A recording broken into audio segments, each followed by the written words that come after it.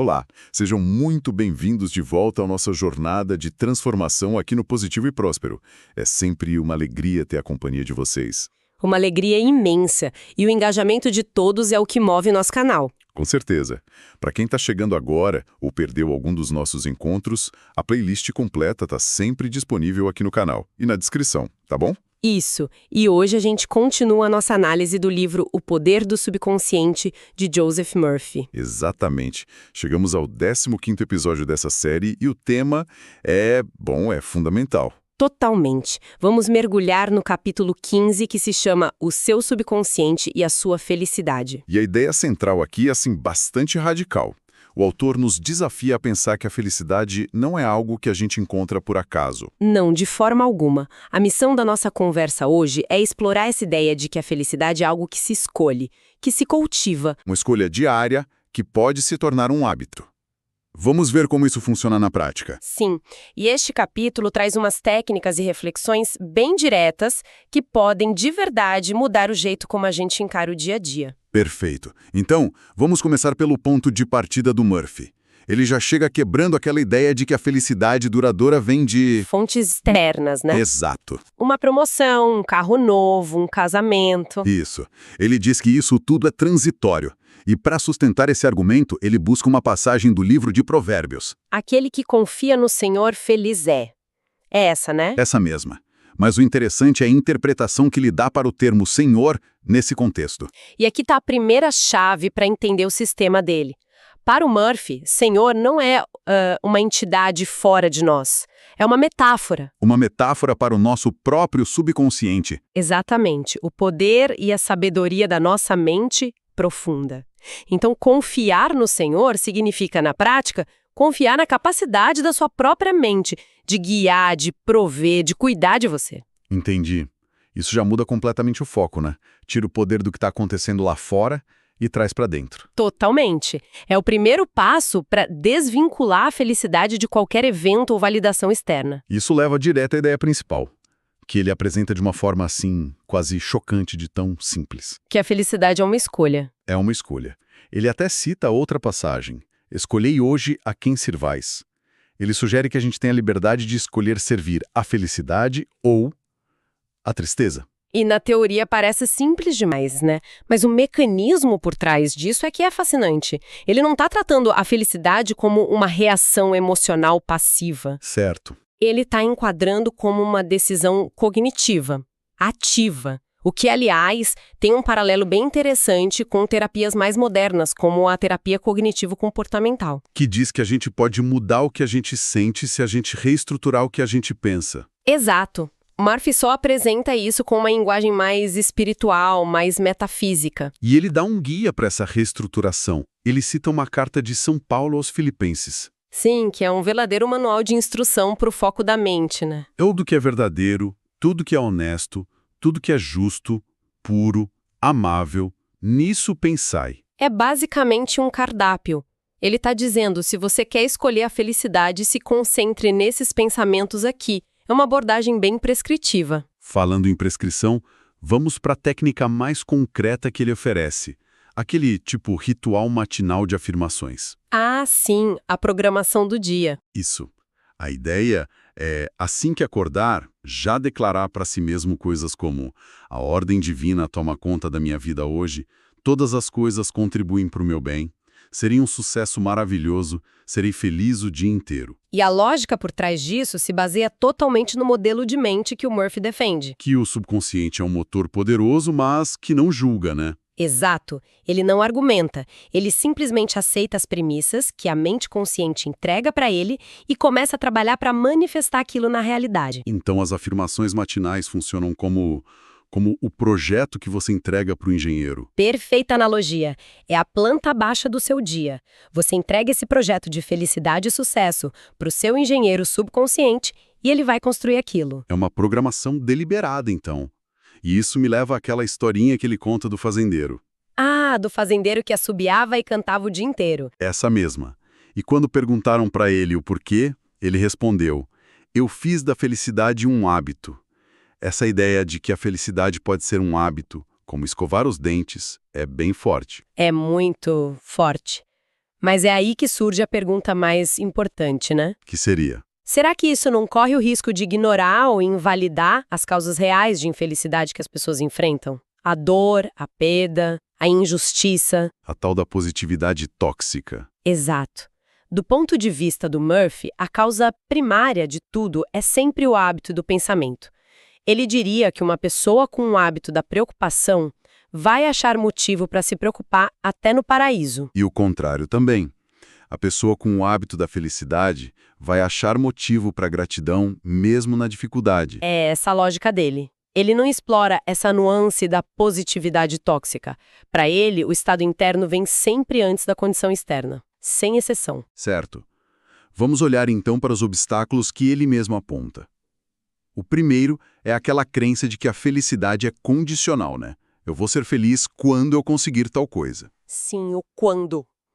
É adiar a felicidade para um futuro que talvez nem chegue, e se chegar, pode não entregar o que prometeu porque a fonte do descontentamento é interna.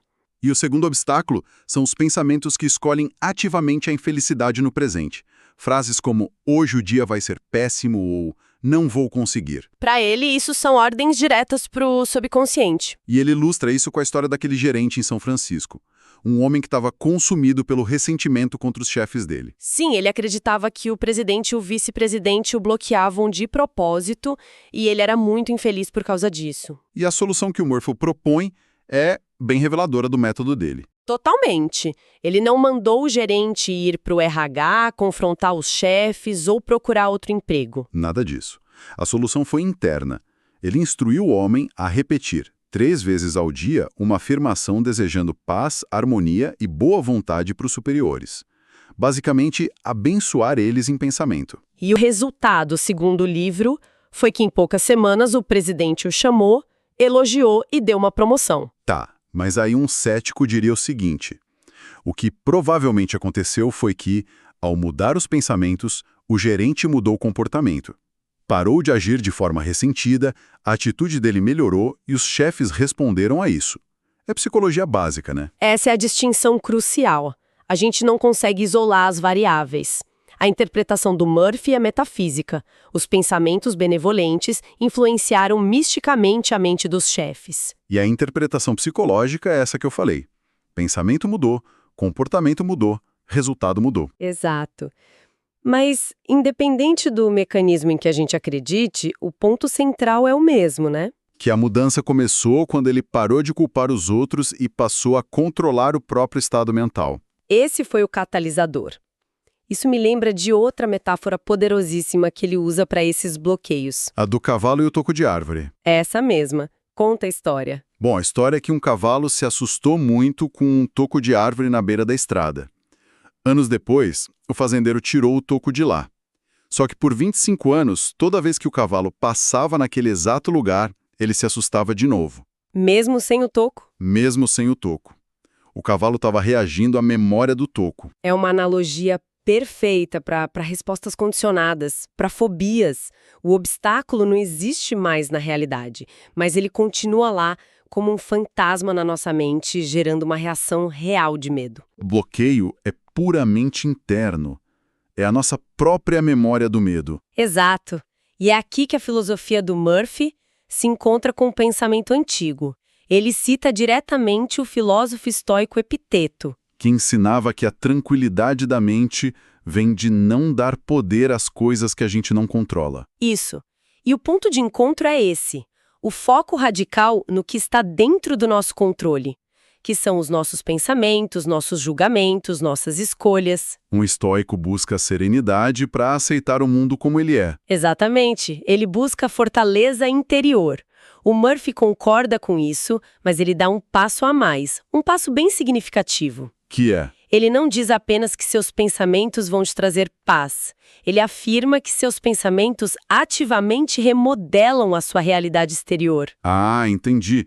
Então o estoico busca resiliência para enfrentar o mundo, o Murphy busca poder para alterar o mundo. Essa diferença crucial é uma partida do estoicismo para um território bem mais metafísico.